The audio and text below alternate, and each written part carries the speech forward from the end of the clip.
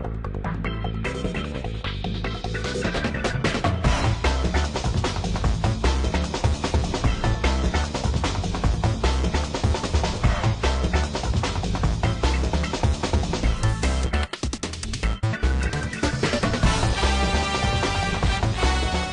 today we're in Balgowlah, which is very close to Manly, probably the city's most beautiful beach, a very popular spot for all tourists, great restaurants, great place to visit on the ferry.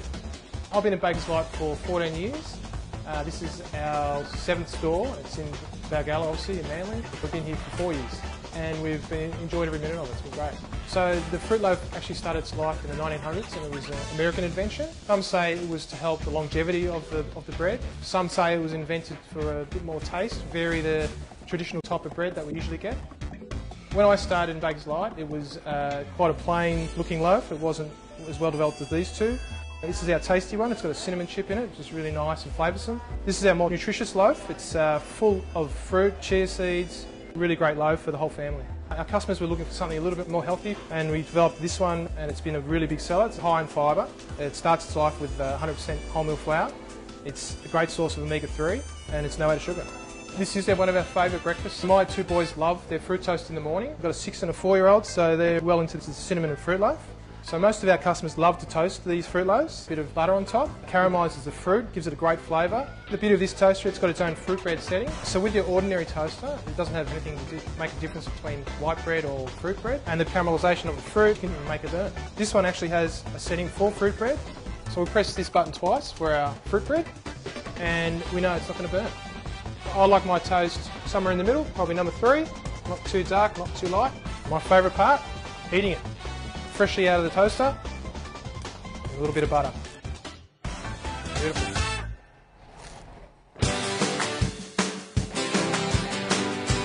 So the first step of making our fruit loaf is 100% wholemeal flour. Not much refinement at all. Oh, there we go.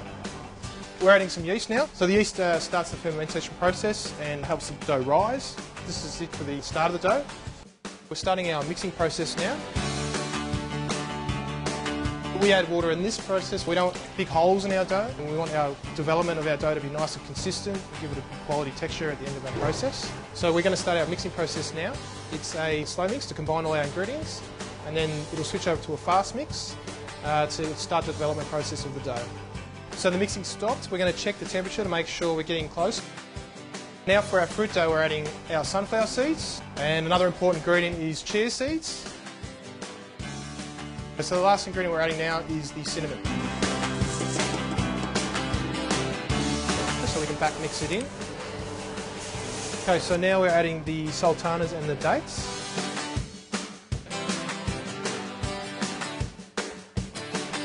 Okay, so that's the end of our mixing process, and now it's time to cut it out.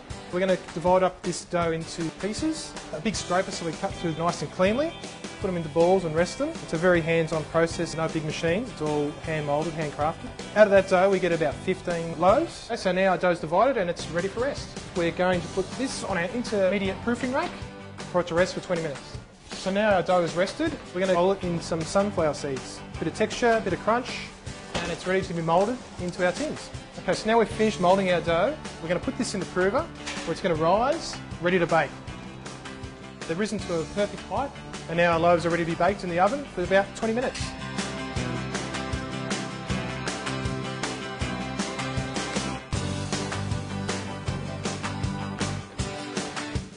And now our baked loaves are ready to come out to sell.